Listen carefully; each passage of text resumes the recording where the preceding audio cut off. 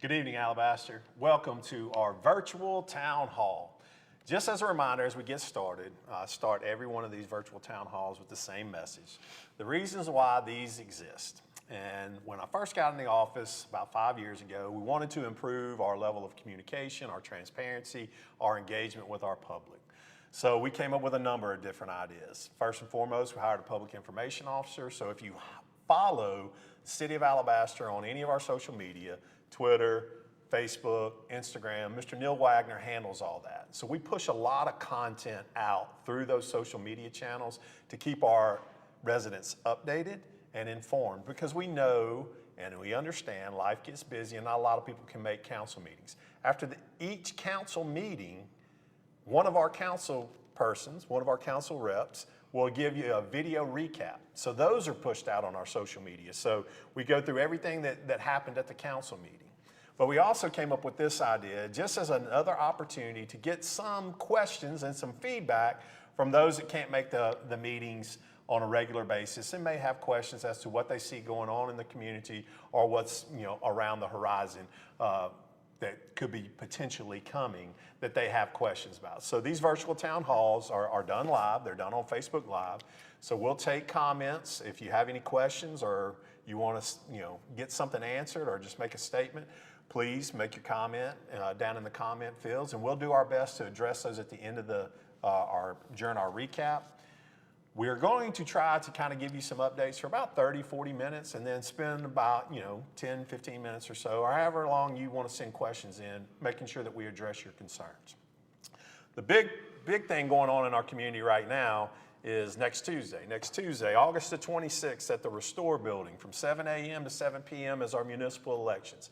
It is critically important that each of our residents, the registered voters, exercise their right to vote. We highly encourage you to get out and exercise your right to vote. We've got our city clerk with us tonight, Mr. Mark Frey. Welcome aboard, Mr. Frey. Thank you for having me. Mr. Frey is our clerk, and with a long list of job responsibilities, one of your more critical job responsibilities comes around every this time 5 years, right, but every 4 years as you kind of head up our municipal elections and go through all that process. You and the gentleman that I mentioned earlier, Mr. Neil Wagner, put out a cool little video the other day, just kind of walking people through what it's going to look like voting next Tuesday. But I thought it'd be a good opportunity for you to get on here tonight with me during the virtual town hall and just kind of recap that video and add to anything that you want. So tell us what we're going to be experiencing next Tuesday. Absolutely. Thank you, Mayor. Yeah, it is an exciting time. The clerk's office is always really busy. We do handle all public records requests, and we've always got things going on with the council and taking care of those. But this time of year and every 4 years, normally this year, as you said, it was 5 years, we do have the municipal election added to our list of duties. So the election is planned for, as you said, August the 26th coming up. The polls will open next Tuesday at 7 a.m. and polls will close at 7 p.m. Voters will need to make sure they are in line at 7 o'clock. We will have an officer there to delineate the end of the line at 7 o'clock, and that way everyone who is in line at 7 will be able to vote. Don't forget your picture ID. You will have to come in and bring your picture ID whenever you come into the facility, and they will validate that. So there have been a lot of questions recently about our wards being adjusted. Every 10 years, we have a decennial census, and that census is done in order to equalize the number of voters in each ward. We have 7 wards, and so we went through the process and adjusted our ward line. So it is possible, although you may have voted in the exact same location year over year, always been the exact same ward or district, this year it could have changed based on our ward maps. So make sure you check that. You can actually go to the cityofalabaster.com and go in there under departments and election, and then there's a place that says, what ward am I in? You can click on that little button and it will take you straight into a map, our ward map, that you can enter your address, and it will let you know exactly what ward you're in so you can validate that prior to coming to the polls. We will also have a ward map that is up on the wall. Whenever you walk into the Restore facility itself, over to the right, we will have a large ward map so you can look and validate what ward you're going to be voting in. Once you are sure which ward you're in, you'll be able to go over to our poll workers and they will scan your ID. You'll be able to sign in at that station. When you sign in, that's going to be a record of your voting during this municipal election. And that information will be transmitted back to the Secretary of State's office through the Board of Registrars at a later date after the completion of our municipal election. But they will print a ticket. If you voted in a presidential election or if you voted in any other of our elections here other than the municipal in the past, you would have had access to those polling pads. The polling pads, we're super thankful that Judge Boyd and Shelby County allowed us to be able to utilize those pads for this year's election. It will streamline our process. We'll be able to print a ticket and you will receive the correct ballot. Speaking of ballots, we only have the Ward 1 and the mayor's race this year that are going to be contested. So Wards 2 through 7, those wards have already been basically, the council members have been duly elected based on the fact they were the only qualified candidate at the close of the qualifying period. So that's all moving forward. So if you're in Ward 1, you'll be voting for a council member and mayor. If you're in Wards 2 through 7, you'll only be voting for mayor this year. Once you cast your ballot, you'll receive your ballot and be able to take it into the Restore facility itself.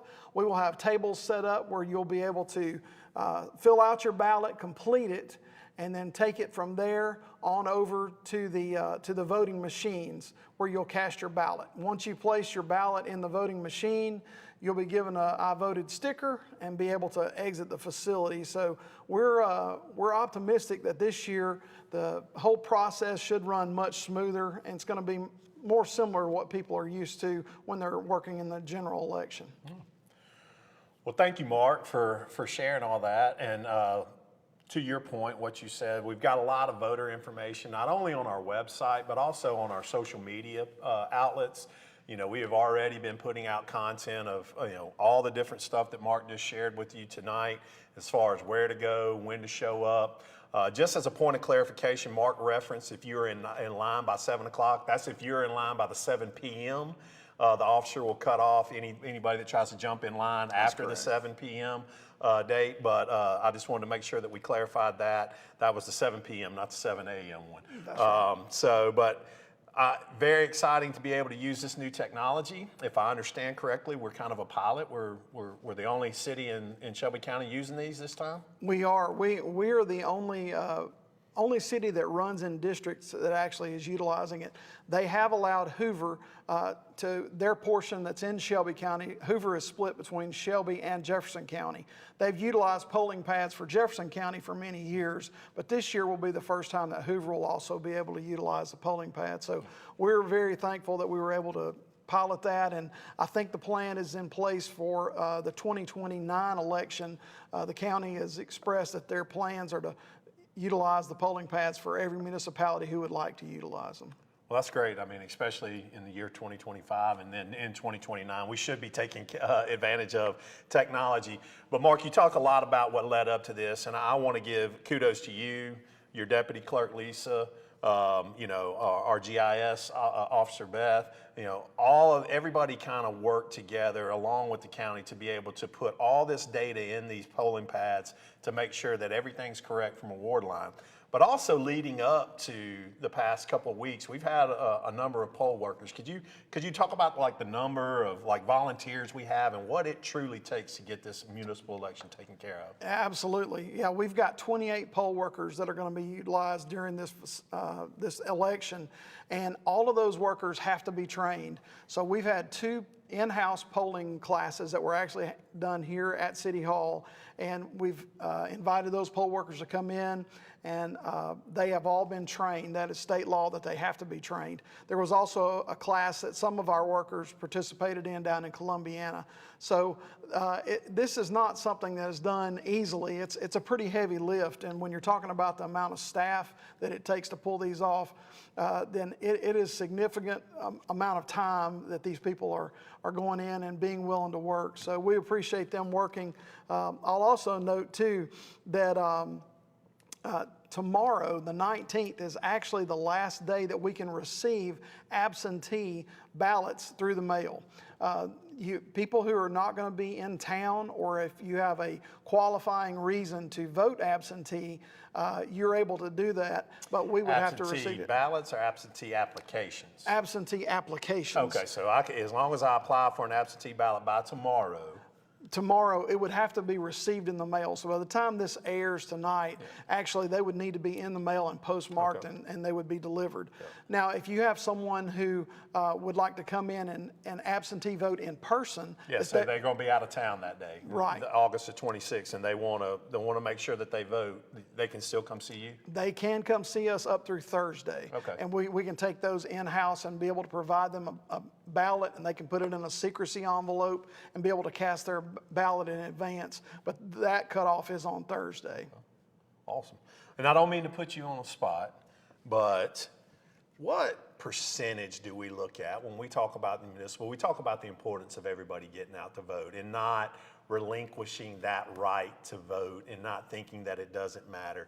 But like on average, what does our city kind of look like if you were to just kind of give us a number?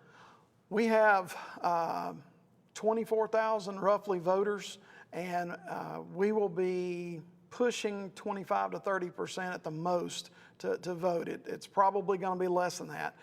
One of the challenges this year is the fact that we only have one contested ward, and everyone else is kind of going through the process. And obviously, it's just as important to get out there and vote for the mayor, get everyone involved and select your mayor. At the same time, there's maybe less urgency than it is in a typical year, but we'll see probably 25, 30% at best that actually vote. Which is good, because I think I read in the last presidential election maybe or something, the county-wide only had like 7 or 8%. Did I read that correctly? I mean, it was crazy low. It was low. Yeah, I know 2020 was an unusual year too. I think we had roughly 5,000 that voted, a little less than 5,000. A little less than 5,000 of the 24,000. So. Yeah, and at that time we had 21,000 voters back then. So we'll see where we end up. But you know, I would encourage everybody who is out here thinking about it, especially if you have kids that are that just recently become voters, or if you've got people that are involved in the community that maybe they may be outspoken. We may have some folks that are really excited about sharing in the community. This is their opportunity, and if you miss that, it's going to be 4 years before you have any say in that again. So these are your representatives. It's important to get out here and support your local municipal election. Well, thank you, Mark, for joining us tonight. Got a good update on the municipal election, what you can expect to see. And again, if you did not hear or did not, catch up with everything that Mark said, we already have that video uploaded on our social media channels, ready to go, ready for you to review. And then also once we finish this live, this recording will be put back up on our social media channels for you to be able to review and make sure that you understand everything that's going on in your municipal election. But I encourage you to visit our city website to make sure that you check on your wards. Mark referenced our ward map changing every 10 years. We have to readjust due to the census and how we are structured in our community based off running on wards. So the ward lines may have moved just a little bit. For instance, for me, I have been in Ward 6 for as long as I can remember, and now for the first time I am in Ward 2. Just based off a population shift and maps changing. So I would be casting my vote in Ward 2 for the first time after being years and years and years in Ward 6. So you can visit that map online, or as soon as you walk in the door at the Restore building, off to the right, we'll have the maps and people that can help you make sure that you are voting in the right ward. So, well, Welcoming to the stage now a face that you've probably seen on these virtual town halls with us before, Mr. Brian Binzer. Mr. Brian Binzer is our city administrator, but he also wears multiple hats. He serves on our planning and zoning board. He is also kind of heads up our economic development. So we wanted to kind of just spend a little bit of time. We've been doing a lot of projects over the past few years, and you know, so I just wanted to kind of spend a little bit of time and kind of get an update on some of our projects that people see when they ride around the roads, and just talk about, you know, how the city's growing, the catalyst for some of that growth, and what the city may be doing to make sure that we're adequately handling that growth into the future. Well, right now, we have our biggest project the city's ever done. So even bigger than the police station that was done a couple of years ago, it's the rec center and library. I mean, you've got over 100,000 square feet of new space. It's going to be, you know, 3 gyms. You're going to have a walking track up top. You're going to have workout equipment and all those things, a meeting space that our community doesn't have now. And then you've got, in the back of that property, you've got a pool and a splash pad, something people have been asking about for many years. And then next to that is our new library. And you can see now, when you drive by the site, you've got a poured pad for where the library is going to be. Steel is going to be delivered next year. This is going to be close to 3 times the size of our current library. So our librarians, our patrons, everybody has been really wanting to see a new library for years, and it's finally coming out of the ground. We're very excited about that. Much like the police department, long overdue. That's right, yeah. That's right. And so it's underway. Along with that, people don't realize we've got a major road project at that intersection, Thompson Road and 119. You've got a turn lane that's going to come off of 119 onto Thompson Road, and then you've got a turn lane that's coming off of Thompson Road onto 119. So that improvement is going to be dramatic for folks that commute, folks that are getting their kids to school and back and forth. And we'll have new traffic signals. Those poles are already up. Those are the decorative poles that trying to create a nice look as you drive along 119. And then new signal controllers, all those things. So that work is underway. You can see they're doing the wiring now to get the poles up. They've got the cabinets coming in the next few weeks.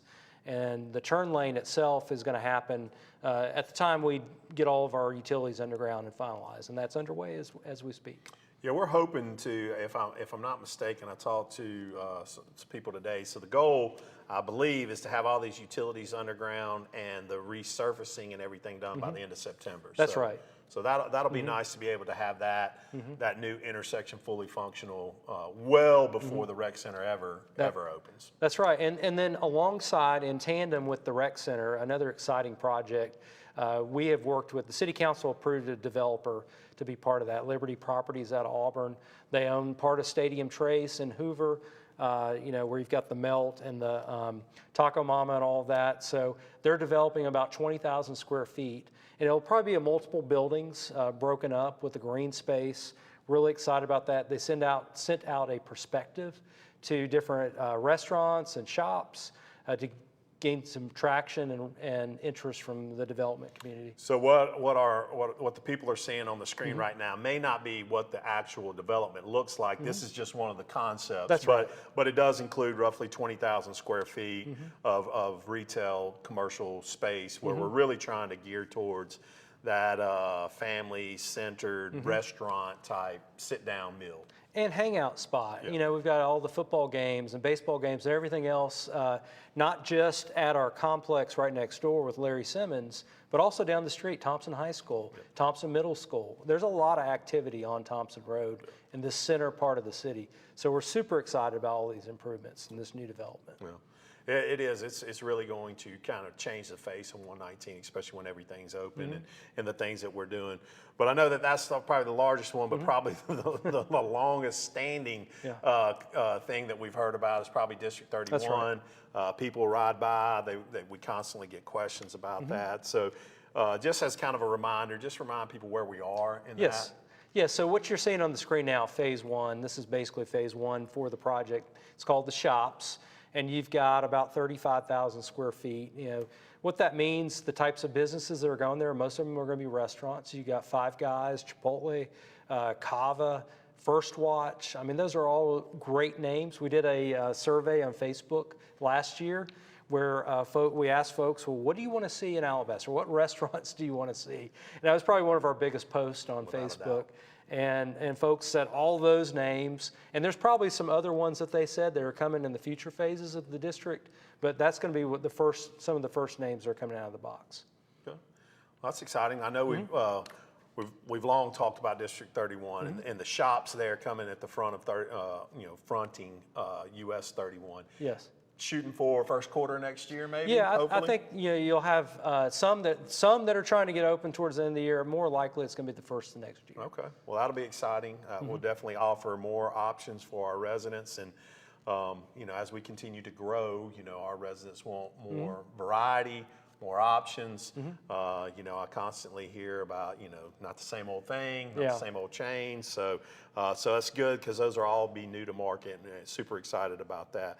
I know we've got some other things that are going on that recently made the news simply just because they recently got approved in council meetings. That's right. So. Yeah, so I mean, if we want to hit the hotels on the North Promenade. So we've got 2 new hotels that are coming, something sorely needed. We have tournaments that come into town.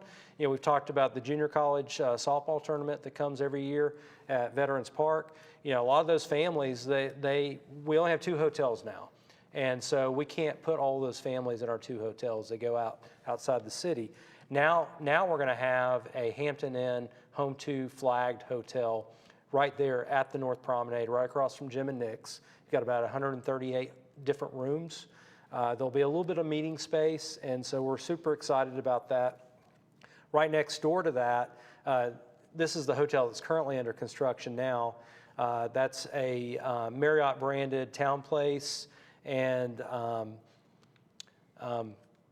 2 suites, and so that's, Fairfield Inn. That's going to be about 140 rooms, and so what's really great about these 2 properties, you've got Marriott branded, you got Hilton branded. Folks have the apps, they travel. They look for those 2 brands in particular. They also look for Holiday Inn and the other ones too. But now we've got the ability, we've got 3 of the major brands that are in our community. And I'm one of those travelers. I have a sales career outside of being mayor, and I travel the southeastern United States. And the first thing that I do is wherever I'm working is I open up either my Marriott app or my Hilton app, and I want to be able to stay at those brands because also, there's reward programs, but I'm also guaranteed a quality room and a quality stay. So I think it's critically important that we have these brands in our community. Not only that is, you're on the 65 corridor, so you pick up travelers, but you mentioned the softball tournament, but we have travel baseball tournaments. Our high school wrestling team hosts major events throughout the year, and I don't know if you're familiar or not, but our Thompson Warrior football team has gotten pretty good. So good, in fact, that they are starting to host out-of-state teams. We've hosted teams from Tennessee, from Georgia, and we need a place for be able to put those up. Not only that, you've got the hospital, you've got Alabama Power, you've got a corporate parks just south of us at the Shelby County Airport where they bring employees in for training that they're looking for places to stay. So this is a great addition to our community. Super excited to have those 2 brands in our community. And even better, guess where they're going to eat? They're going to eat right next door. You got Jim and Nick's, you got Moe's, you got Taco Fiesta Place, and you've got lots of Mizzou. All the restaurants around there. And then speaking of restaurants, we've got a new one coming across the street. You've got the Big Whiskeys. So in the former O'Charlie's space at the South Promenade, Big Whiskeys is coming to town. We've talked about it for the last year. They're in the process of finalizing their site. They're hiring employees, they're training the employees, and they're going to open next month. So in September, we're going to have a brand new sit-down restaurant. Super excited about that. It's going to be one more place and one more option for families to go to and somewhere to hang out, after a football game or whatnot, and really excited about that. Absolutely. Another piece of the puzzle that, when we talk about economic development that just made, because we just approved it. We talked a little bit about the Quick Trip coming to the corner of 31 and County Road 11. Talk a little bit about the history of that parcel. How long it's been there for sale, like what the challenges that we've seen with developers trying to work with them to put something there, and how we are appreciative of QT coming in. Well, first of all, it's literally a mountain. I mean, it's basically hard to develop. If you saw the Aldi being developed probably a decade plus ago, that was a hard site to develop right across the street. This site is the same. And so you've got about 250,000 cubic yards of dirt that's got to be leveled all the way down to Highway 31. So that's a lot of dirt to move. It takes somebody very special to go on that site to be able to pay for those improvements and make that type of thing happen. The city looked at this project not just as an economic development driver, which it was in a lot of ways, because Quick Trip is a quality convenience store. It's going to be really good for the community, but also as a transportation traffic improvement project too, because once you can bring that site down, you can actually start correcting that intersection at some point. We'll start looking at grants and things like that to try to reline up Highway 31 and 119 and Highway 11 together at some point in the future. Can't do that until you bring that site down to ground level. And then also, Quick Trip is going to be doing improvements on Simsville Road itself, onto 5th Avenue right next door, into 6th right next to what we call Skizzy, which is Shelby County Instructional Services. Those are going to be the two places that you'll be able to enter the site. Yeah. And I think you bring up a good point. When you mentioned that the city looked at this as an opportunity to improve some of our transportation issues. And I wanted to touch on that because our city continues to grow. Our city continues to grow because we have a world-class, wonderful, state-of-the-art school system that's going to continue to attract young families. Young families want the amenities, they want the parks, they want the shopping, they want the restaurants, all the different things. So that brings economic development. But it also puts a strain on the city because we got to make sure that as people come and we grow, that our infrastructure, most notably our roads and our transportation around town, don't get hindered. And I think back to just some of the things that we're doing, that we've done and we are continuing to do to help improve that. I think back all the way to when I first got into office. Within 2 months, one of our pinch points was Kent Dairy Road and County Road 17, and how during the school morning hours that was just very difficult to navigate. Worked with the county to identify that area. We were able to install a traffic light there. So the city thinks about these things. We worked with the county to put a turn lane off of 17 on the 1st Avenue, to improve that intersection. Talk a little bit about the cabinetry. Like, people don't understand what cabinetry is with lights, but that's right. It's really important. So we've got 2 projects when you think about cabinetry. You've got one that is about to come out or be changed out at 1st Avenue and Thompson Road. That traffic signal, we get some complaints on that one, getting those lights realigned and reconfigured so the through traffic can come on 1st Avenue. So that's going to be a big improvement for timing and that type of thing. The big project on 119 is going to help everybody out that travels 119 from Kent Dairy all the way down to 1st Street. We've got a grant from ALDOT, very appreciative of that grant, about $2 million, where we're going to improve all the signals that go from that point from Kent Dairy to 1st Street. And so what that will do, we'll have a couple of those intersections we'll change out with the new mast arm poles, the new lights, the new cabinetry. Each of the different intersections will have new cabinetry, and what the really important part of that is it's going to synchronize those lights, so you'll be able to travel through on 119, get to work quicker, get to your kids' games quicker, and all those kinds of things. Yeah. And then we've got, not only did we partner with Shelby County and the city of Calera to work and expand Interstate 65 as an improvement for our residents, but also we are currently under right-of-way acquisition with the second phase of Highway 119, which will take Highway 119 from County Road 12 down south of Veterans Park. So right-of-way acquisition hopefully wraps up this year. Hopefully we start to see utilities and infrastructure moved at some point next year, with construction starting 18 to 24 months away, and really widening 119 further south to help move people around our community. And then when you really look at it, to your point about the grant, getting the grant to fix things kind of from Kent Dairy back up to 31, we're picking up the other pieces when we do the widening of 119. So we've already installed the light at Veterans Park. We'll be reworking the intersection at County Road 80 and 119 when 119's widened. So we've got a lot of plans to help that major thoroughfare Highway 119 to be able to flow a lot easier. Yeah, we spent a lot of time thinking about these things. Like you mentioned, so we just adopted a new comprehensive plan. And, in our old plan, we had 119 as part of the plan, and that's underway now. So that's real exciting. And that's how you do these things. That's the best practice, is you create a plan. We adopted a new plan this year that talks about other improvements that we'll look at doing in the future. Yeah. So you keep doing these, you keep moving the ball further down the field and trying to improve your city. Yep. And that's ultimately what we're all trying to do. Whether you run for elected office, you get into a career such as yours as city administrator, you ultimately, all you're trying to do is trying to improve your community to the best of your ability. And we've done a lot over these past 5 years that I've been in office as mayor, but even going back to the 12 years I served on city council, we've constantly tried to work to improve our community. And it's just been, to me, it's been amazing to see, what we've been able to accomplish, during that time period. So greatly appreciate you joining us tonight.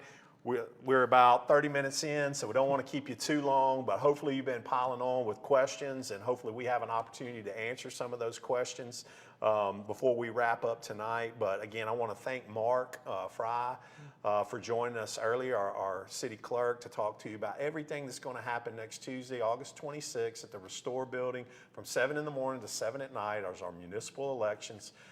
We walked you through everything that you're going to going to experience. There's videos out there on our socials, so we're setting it up for you to take advantage of, and hopefully be as seamless as possible, and you move through that very quickly. But super excited for that. But a huge thank you to Mark, his team with Lisa and Beth, working to make sure that these polling pads are ready to go, and then all the poll workers that are going to volunteer their time on Tuesday to make sure that you have a positive experience when you show up at the Restore Building to be able to cast your vote. So again, don't miss the opportunity to vote.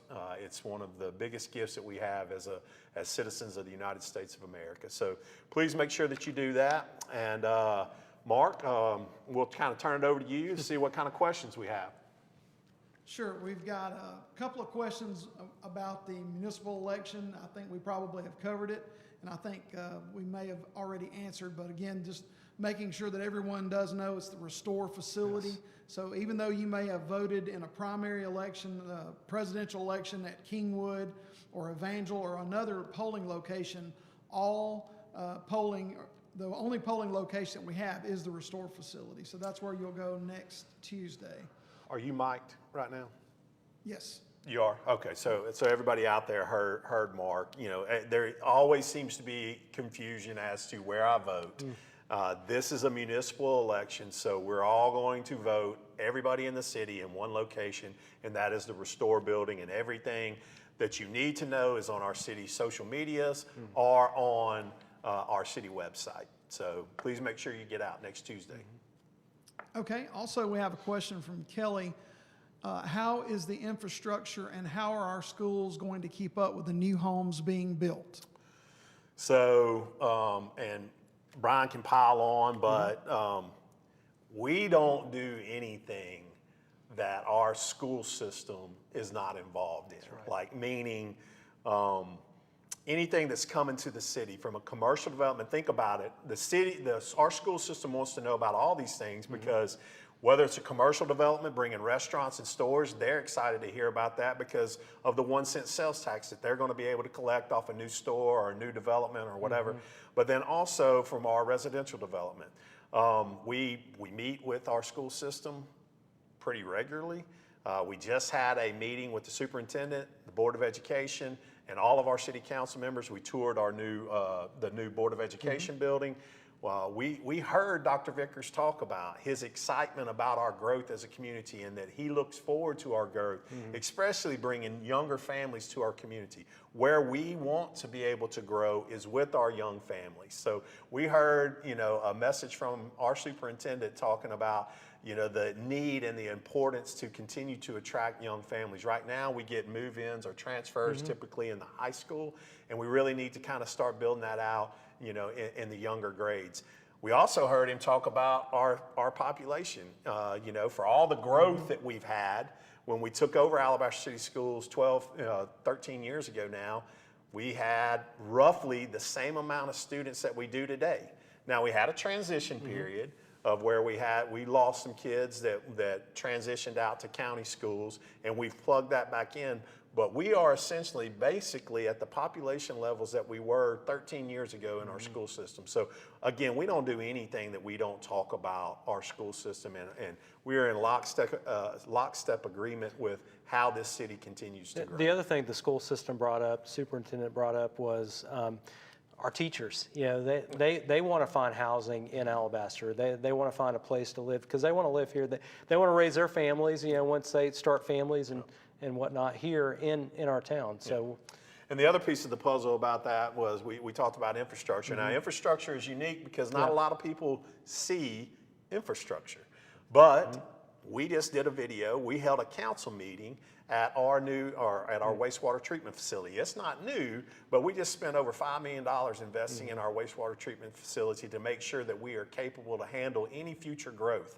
So we encourage you to, again, go to our social media channels. You'll see a video of the new sewer plant, wastewater treatment facility, all the different things that we've invested to make sure that we adequately handle the growth. Another thing that a lot of people don't understand is Alabaster Water is a separate entity. It is its own standalone utility. Laura Kuhn is the director of the Alabaster Water Board. Your municipal government does not do anything with Alabaster Water, but they have long-term strategic growth plans, and they are readily able to handle all the growth that we're doing. And we just touched on a lot of the road improvements, which we continue to try to improve on and partner with the county. We partner with ALDOT. We partner with people to try to make sure that we are handling our infrastructure. yeah, I mean, it also would go without saying too, each of the projects that we have that have road improvements, we have transportation improvements in those projects too. You know, we've got a development right off 119 with a brand new road that's going to connect 119 to Smoky Road. Limited access, there won't be homes off of it. You know, that's an improvement that'll help everybody that lives over in that area and directly right into the new traffic signal at Veterans Park. Absolutely. Mayor, this question will strike at your heartstrings. Uh-oh. So, are we getting a Waffle House? Are we getting This a is from Waffle Tammy. House? Whoever asked this question, from please Tammy. put pressure on this guy right here. trying. Just probably every 3 to 6 months, I come to him and like, why can't we get a Waffle House? Yeah. So we actively ask and we actively work. It's just the combination. And Brian can expand to this, but it has to go both ways. You know, Waffle House has to want to be here. It has to make sense for them. So there's not a day that goes by that I'm not in the grocery store or somewhere that I don't get a question like, how come we don't have more of this? How come we don't have that?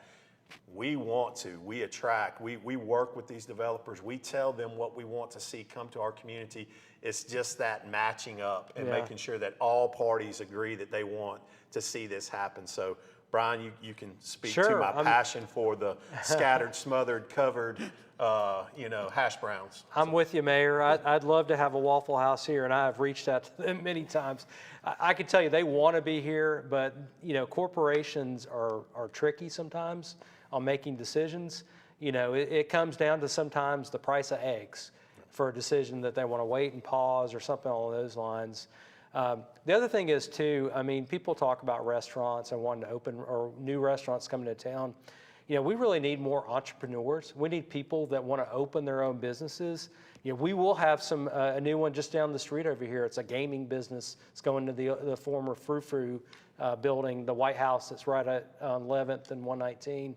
That's a small business owner that's going to open. You got small folks, small businesses that are opening businesses all the time, but we need more folks that want to get into that arena because we don't have enough people that want to franchise and open new restaurants and those things that everybody wants to see in our community.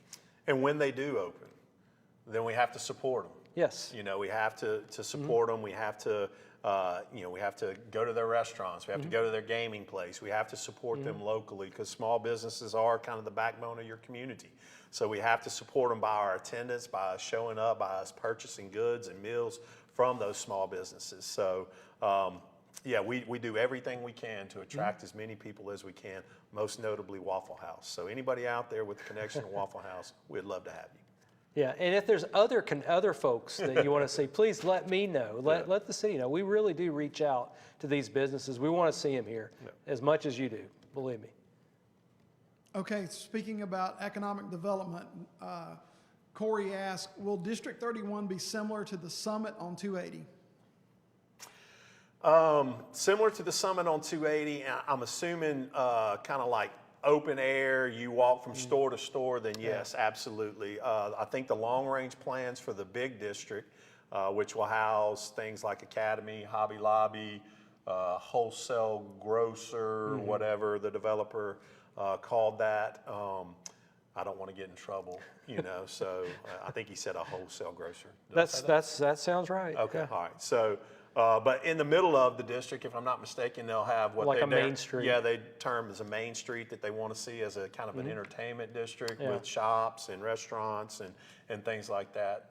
That's right, yeah. I mean, so you've got the big boxes on the perimeter, like you do on a power shopping center, and then in the middle of the project that you'll see right from the interstate, you'll see a main street with the smaller shops and the restaurants and the more boutique type stuff. So it's really going to be a game changer for that entry point into Alabaster. A lot of the old mini storage that's over there, that will go away, and the District 31 will be on top of that. Okay, Sarah asked if we have reached out to Alabaster Police Department regarding speeding on 6th Avenue Southwest by Buck Creek Park. We were told to attend a meeting in order to get speed humps or a stop sign added. So she was asking about that, and then that kind of will dovetail into also questions about traffic on Highway 12. So talk to us a little bit about that process and how we're addressing those. Speeding. All right. Let's talk about speeding. First and foremost, we can't fix the person. The person that is going to speed is going to speed. So we try to do that through patrol, through our officers patrolling the area, being present, because what we have found also is that speed humps aren't necessarily the answer. Because what happens is you go over one speed hump and then you speed up to the next one. So we do have a policy because speed humps are not recommended as traffic control. But we do have a policy that we try to go through and make sure that we're answering all the questions and doing all the things. So what we first and foremost try to do is we try to handle all the speeding stuff with patrol and enforcement from there. We've started down the road of purchasing your speed limit signs that kind of monitor, like just your regular signs that flash at you when you're going over the speed limit. We have seen some success with that. We do have the mobile things that capture data and let us know like what's our average speed through this area, all the different things. So we try to do that and utilize that data to basically govern how we patrol certain areas. So the challenge is always going to be fixing the human being behind the wheel because if it's 70, you're going to go 78 on the interstate. You're going to speed, So it's always those things that we try to do to try to deter speed as much as we can without having to potentially cause other problems by putting in speed humps and things. And you're limited where you could put those. So the county roads, there's just too much traffic on the county roads. Obviously, state highways, you can't do that. So our policy is very specific as far as distances between stop signs and those kinds of things. And we really try to work with neighborhoods when they want to have them. We had one that went through the process, Lacey's Grove, that was successful, got the speed tables approved. Those are on order at some point, probably in the next month, those will be installed. And so that'll be our first really new speed tables, other than ones that we've replaced, like at Veterans Park, we had some that were put in there and stuff. And some of them are in some older neighborhoods that have kind of been grandfathered in. Yeah. But as far as new installation, Lacey's Grove will be our first one to kind of go through the entire process of the application and moving through that. But yeah, we want to work with all of our communities to make sure that they're as safe as possible, but our first and foremost is we want to increase patrol and try to monitor it that way.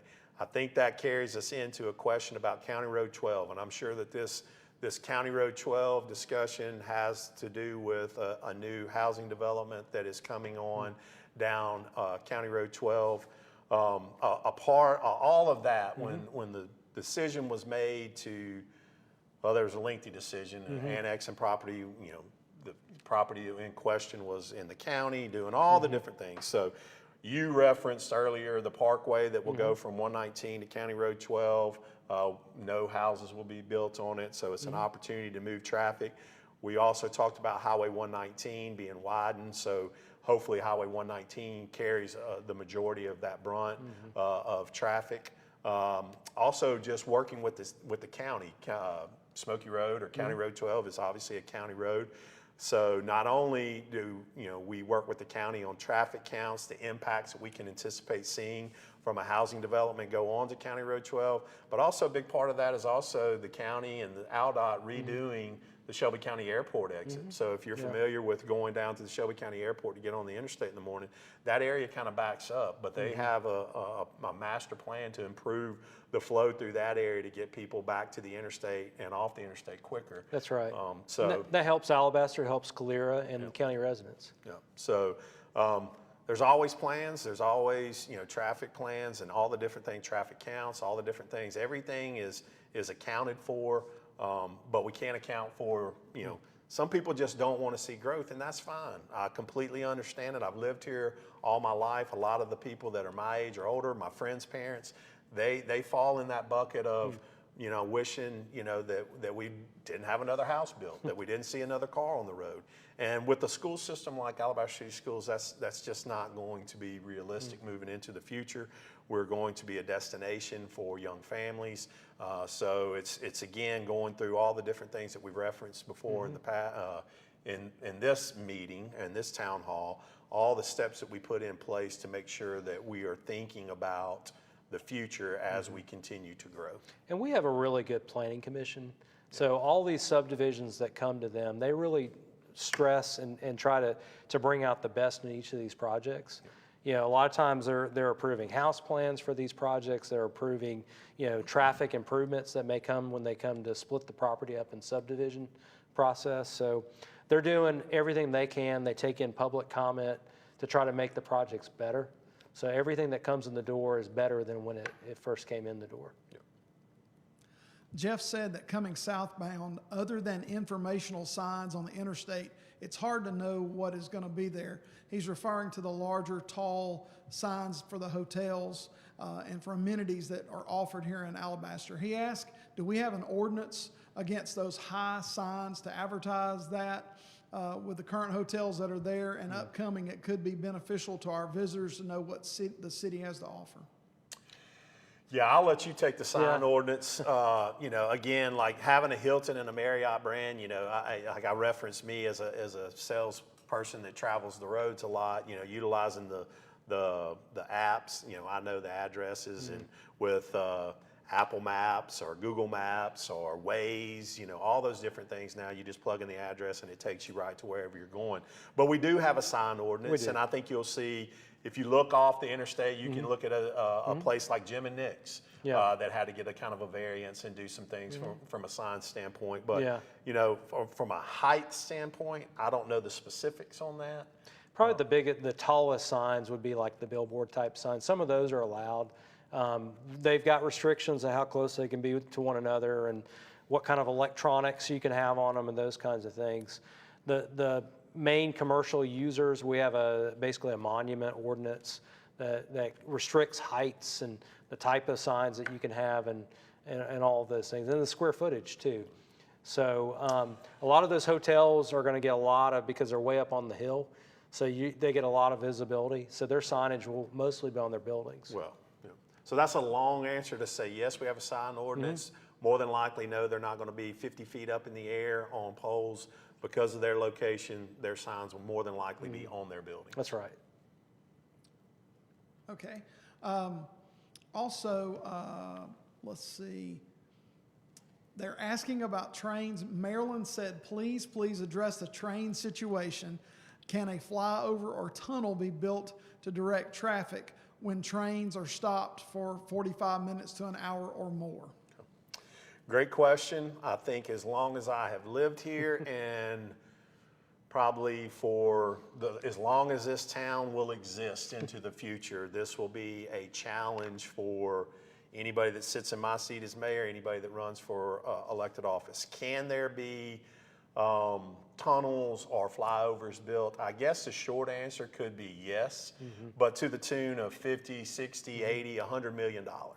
Our direction that we're trying to go through is through a company called TrainFo that alerts not only through apps like I've just mentioned, Waze and things like that, but also through signage. So what we hope to do, I live on Fulton Springs Road.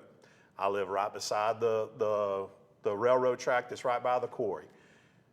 Get stopped all the time.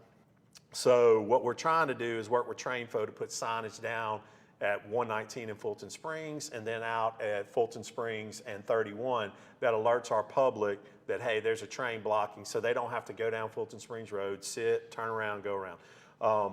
Topography is a big issue for us where we're located, how the railroads lay out. We could probably do some type of flyover or whatever on maybe one or two, but we wouldn't be able to get them all. But we're trying to go a different route. I think you've seen our neighbors be awarded grants. If I'm not mistaken, those grants were awarded 3 years ago, and yet they're not out of the ground yet. They're not out of the ground yet. So, and that's federal funding. It is. And anytime you get federal funding, a lot of strings become attached and challenges working through that. So, yes, trains are an issue. They were an issue 20 years ago. They'll be an issue 20 years from now. And all we can do is continue to alert CSX and Norfolk Southern, because we do have two companies that operate trains through our community. And they, when you're able to get somebody, they've been very receptive. And right now we have a good working relationship with CSX. I'm able to get on the phone with them and talk to them, especially about the ones that are there, for 30 plus minutes. You're impacting public safety, you're impacting school transportation, all those things. And they want to be a good steward.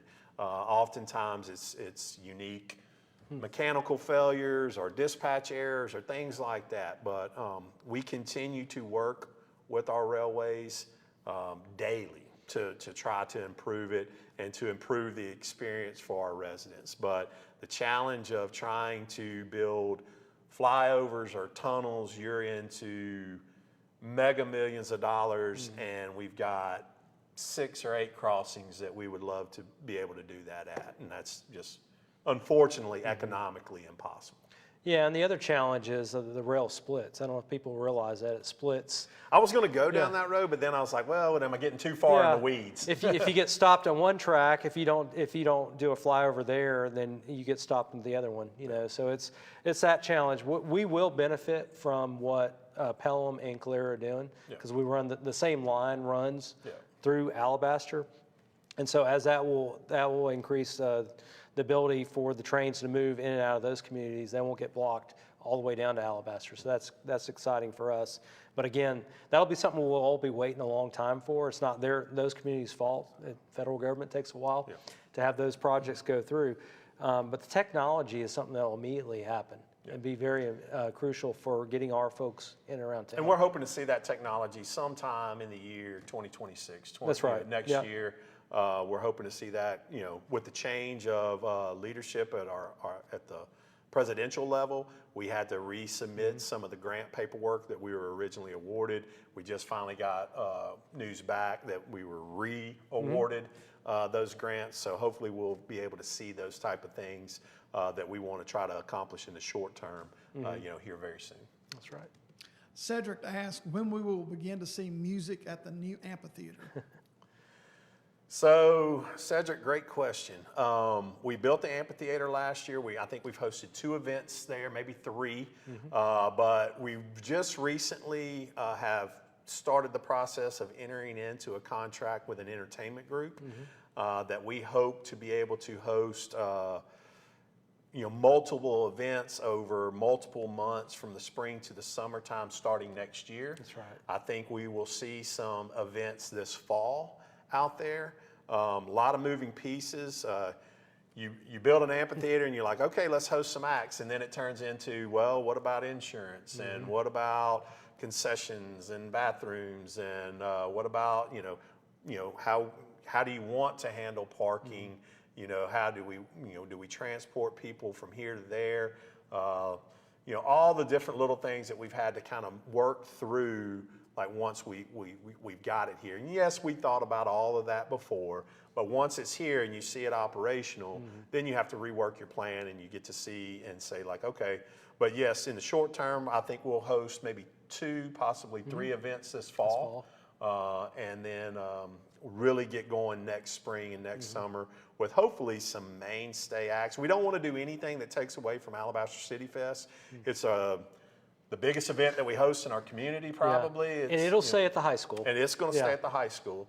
But we do want to be able to offset or augment or offset those events with some different acts, and be able to attract, everybody down here, because that's ultimately our goal, is creating a city center down here. We really envision a time in the future where young families or anybody pulls up here and parks their car and takes advantage of our trails, or goes and watch their kid play in an athletic event, or walks down and enjoys the rec center or a restaurant at the new Warrior Corner, or whatever we're going to affectionately refer to it as, and then comes back here and catches a music act or a movie on the municipal green and then leaves. That's what we're really trying to accomplish down here. And the other piece of that is we're working with the legislature to approve our entertainment district for this whole area.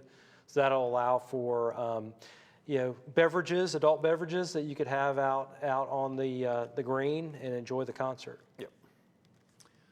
Okay. Sean asked a question about an entrance exit at the rear of Veterans Park through Wind Lake. So we looked at that, ultimately decided not to do that. And the reason being is, again, creating another traffic issue for a neighborhood. We did not want to see that going through Wind Lake. So what we did through Wind Lake is we added basically just an extension of our trail system down there with a little spur off of it through, we purchased a lot or worked with the developer to take a lot, and so it can gain access for that neighborhood down there. They can walk through their neighborhood and into Veterans Park. Long term, do we want to see another entrance off of Mission Hills Road, off of County Road 80 into Veterans Park? Yes, we do. Brian has looked into that on numerous occasions on how that would look. The distance between the intersection of 119 and County Road 80 backing up is an issue, especially for the county, as far as having to add turn lanes and do all that different things that the county would require us to do.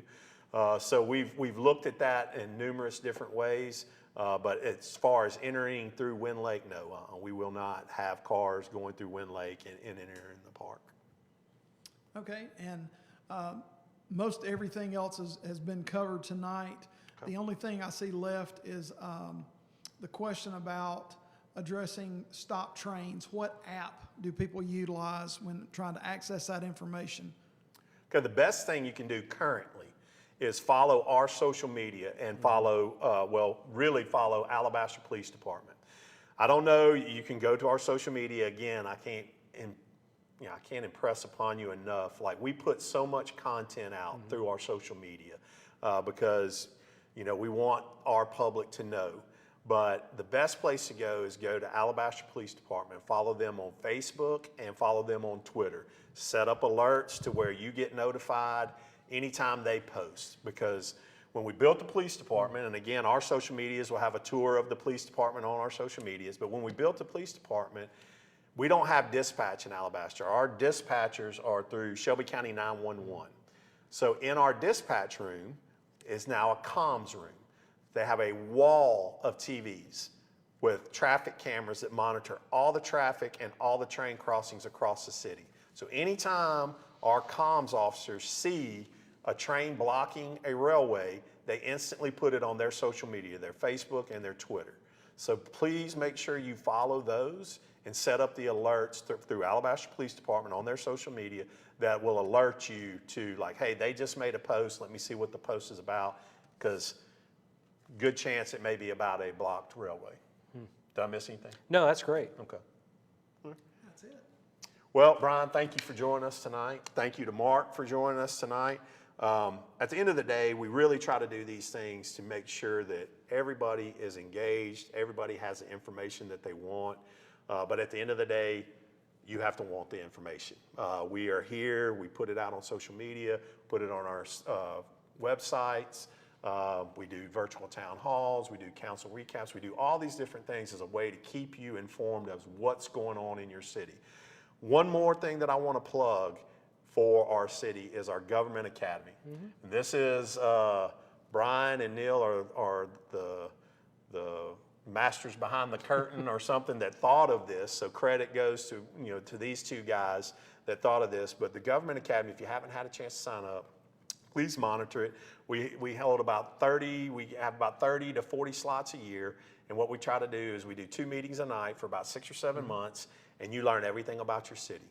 From administration to HR to the sewer plant to finance to your city school system, you get to hear from the department heads of every piece of your city, and you truly get to understand where your tax dollars go, how they're spent, how they're allocated, and why they're allocated in the way that they are allocated. So I want to plug that as another opportunity that we give you from the transparency standpoint, or just sharing all the information that we have. But again, I want to thank everybody for joining us tonight. Again, this will be recorded and put on our social medias. If you didn't get a chance to catch it all, make sure that you follow up with that. And then I'll leave you with this. We let off with it and we'll close with it. It is critically important that you get out to vote. Please exercise your right. Do not forget, August the 26th, the Restore Building from 7 a.m. to 7 p.m. All the information that you may need is on our city website. It's on our city social media pages. And if you don't need anything, please make sure that you're there on the 26th from 7 a.m. to 7 p.m. Thank you again for joining us tonight, and we look forward to catching up with you again soon.